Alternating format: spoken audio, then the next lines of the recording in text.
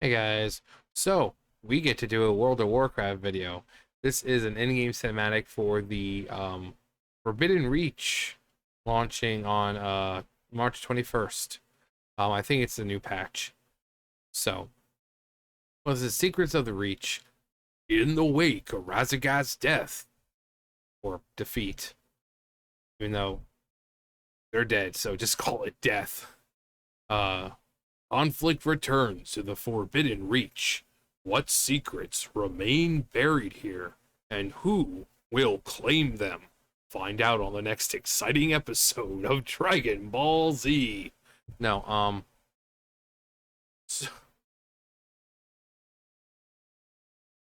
sorry. Whenever there's stuff to read, it's just it.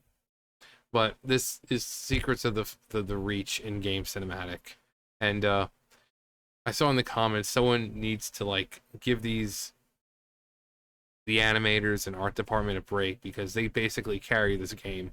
You know, the game, even if it's dog crap, these in-game cinematics visually are just perfect. You can say what you will about dialogue, but the art team, the one who just, animates and designs and all that, they're always on point. So thank you, art team.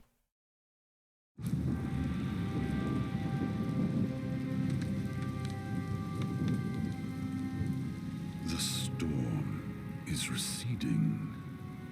The Reach is ours once again.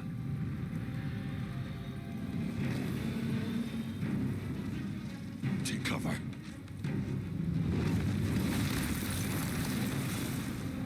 How are they, Warcraft? Is it the aspects? No. Razageth's kin.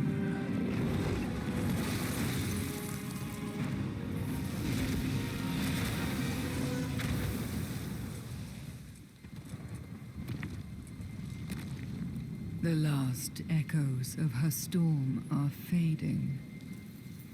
She is truly gone. We should be devouring her murderers' hearts. Do not underestimate them, Farak. Our sister's overconfidence was her downfall. While the Aspect's power has waned, their forces grow stronger. And we must even the scales.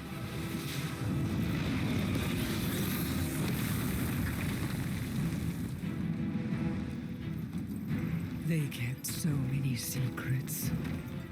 From us. And even from each other.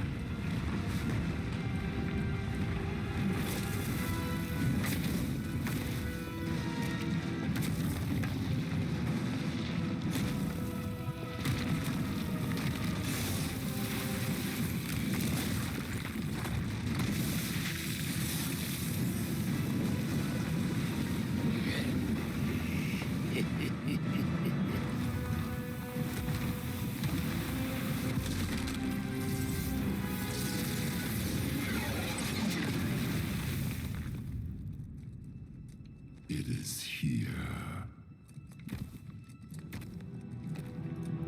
Neltharian's betrayal shattered their unity, left fissures in their hearts.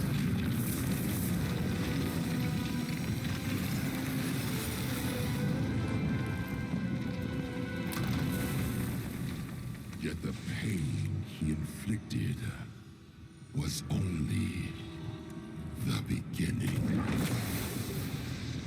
Aberrus. His hidden laboratory. One last secret, deep within the earth. The location of Aberrus must lie within this vessel. I will decipher its knowledge. What use are Neltharian's twisted experiments to us? The laboratory itself is of no consequence. But the molten fire that powers it, that we can use. Keep eyes on them, Desrin. Whatever remains of Neltharion's legacy belongs to us.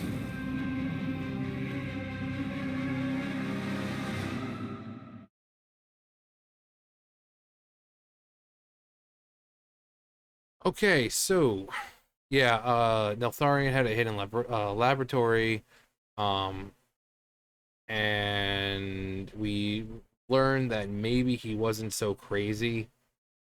Um, we see a lot of ramblings and writings kind of exposing the Titans, saying that the Black Empire wasn't actually as bad as the Titans and everyone else made it seem to be.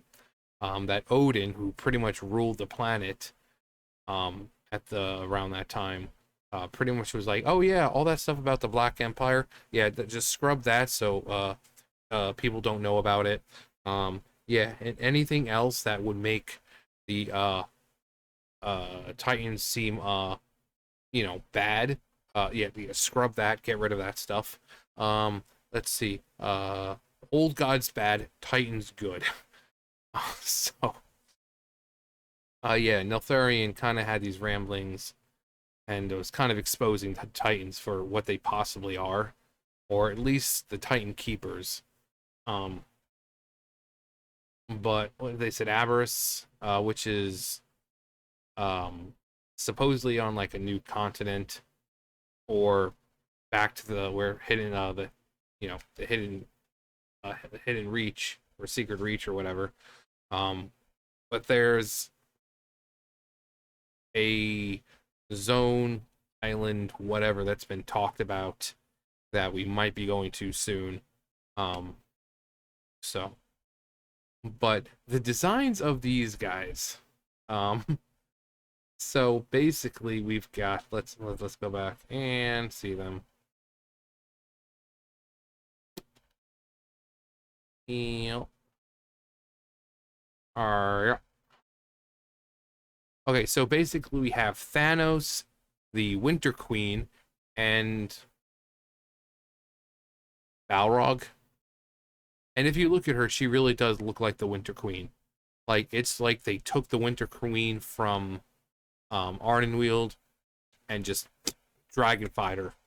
Because she pretty much looks like the Winter Queen. From the hair to the face.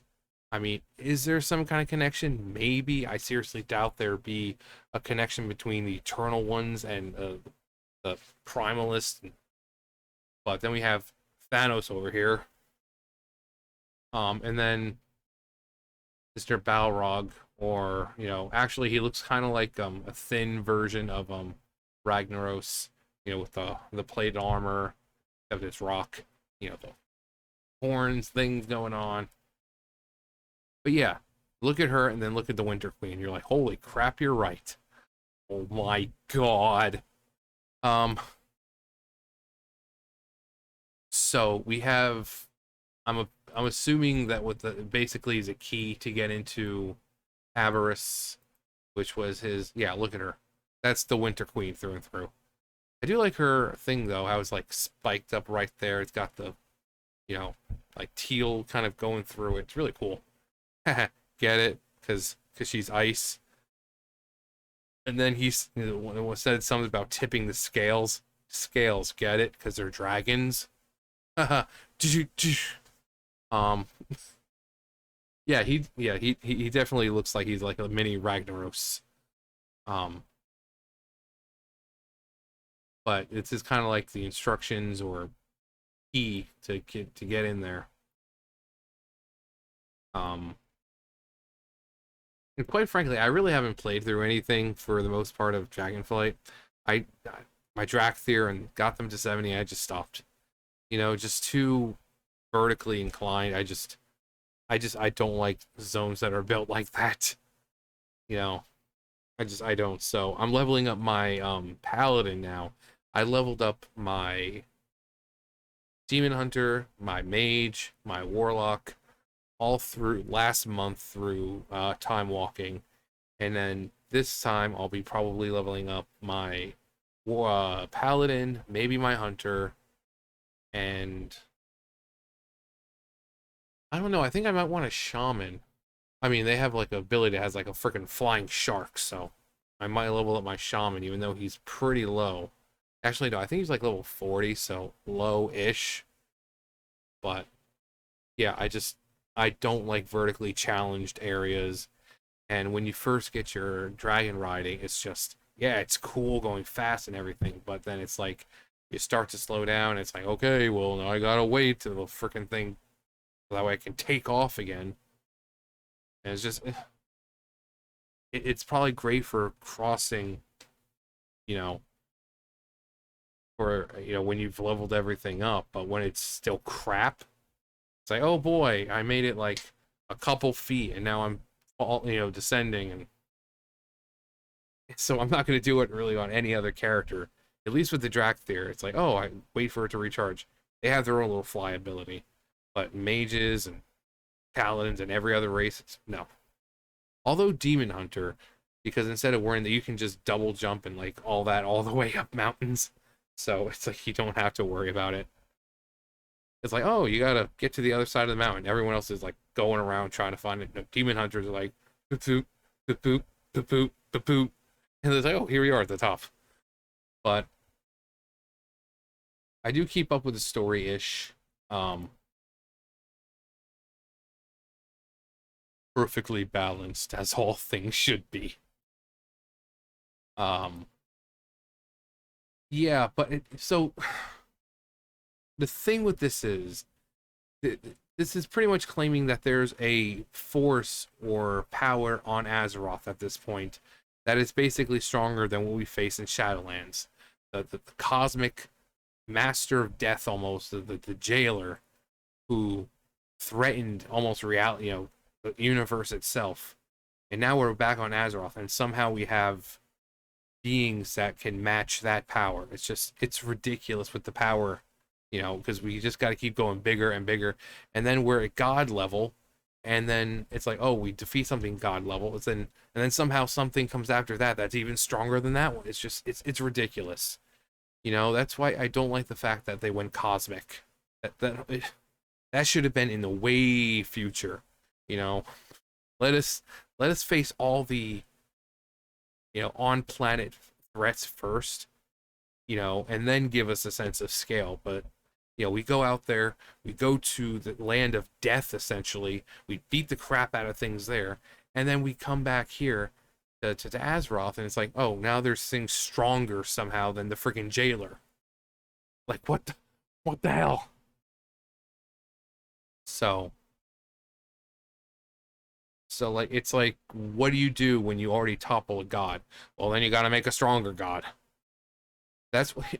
I think that's why, if we do ever fight Sargeras, because people were thinking we were going to fight Sargeras, and all we got was like the avatar of Sargeras, and he was pretty tough at the time.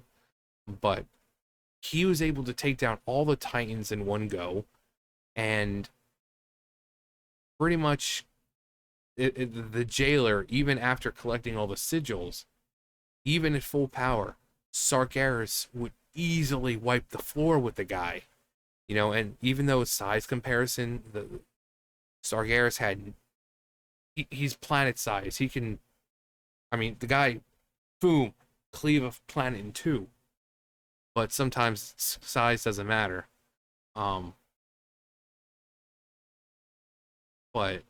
I think Sargeras, it's either going to be like a final showdown, with him, because yeah, he is jailed at the moment, being taken care of by Illidan, but I don't know.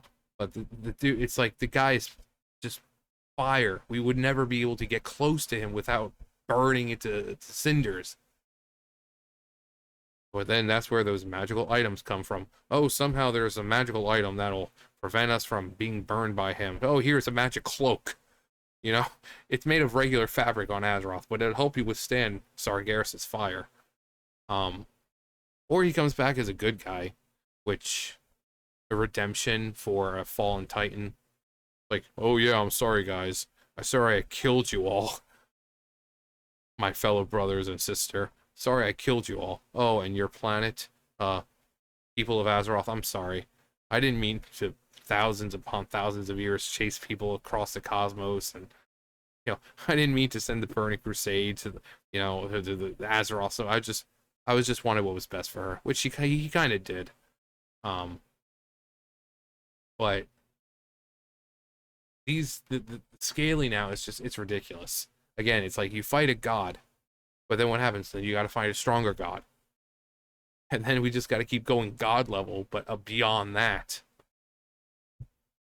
That's why some people just don't like the game anymore, because it's no longer just adventurers, and no, it's like we have cosmic problems, and since it's cosmic, we're fighting cosmic beings that can easily wipe out reality. And I mean, that's what the jailer was about to do. He's going to wipe out reality and restart everything. But nope. They're somehow able to defeat him. And now we have things on Azeroth that are somehow stronger than he is. It's just, it makes no friggin' sense. So, but it's a cool cinematic. Again, the art team basically carry this game. The questing and whatever you have. But the art, the zones, they're always gorgeous, even if they are vertically challenging. The music is always, top notch. The cinematics, especially like the actual in-game cinematics, not like these, but just the other, when you see like the dialogue bubbles, stuff like that, or they're not the you know what I'm talking about. Come on, the thing. Come on, man. But the fact that they're actually making the mouths move and they're not just,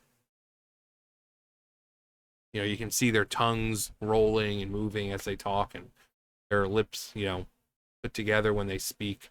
That's really good. It took a while because a lot of games are already doing that, but better late than never. But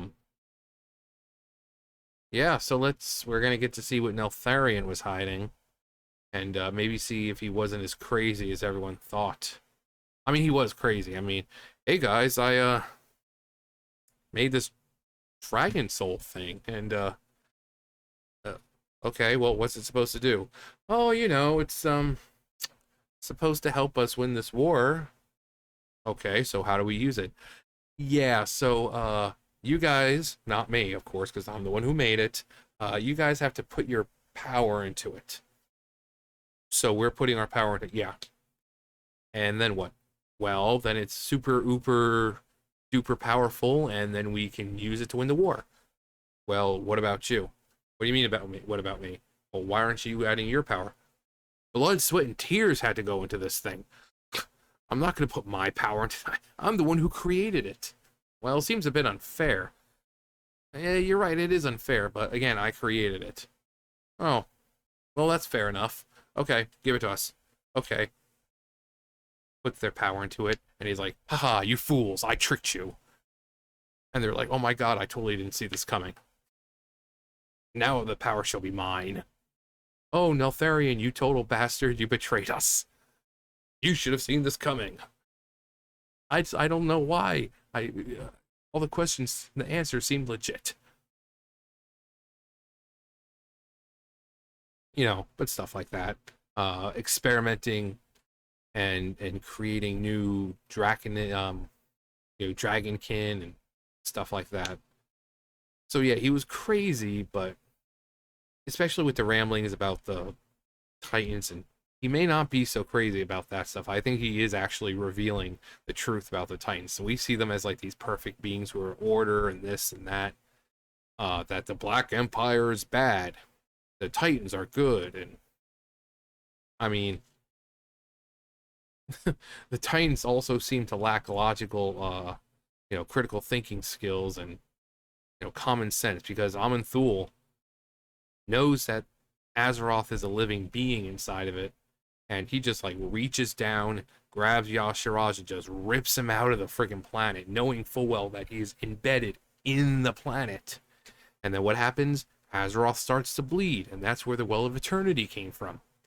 So critical thinking skills not exactly their strong suit. So, there's that. Well, I know these things are embedded in the planet, but we have to remove them, so... And Yashara was like, dude, you don't want to do that. Bruh, I'm telling you, you don't want to do that, and I'm not just trying to save my hide here. No, you really don't want to do that. And he's like, I'm not listening. And then Yashara was like, you done goofed. I'm done here. Bye.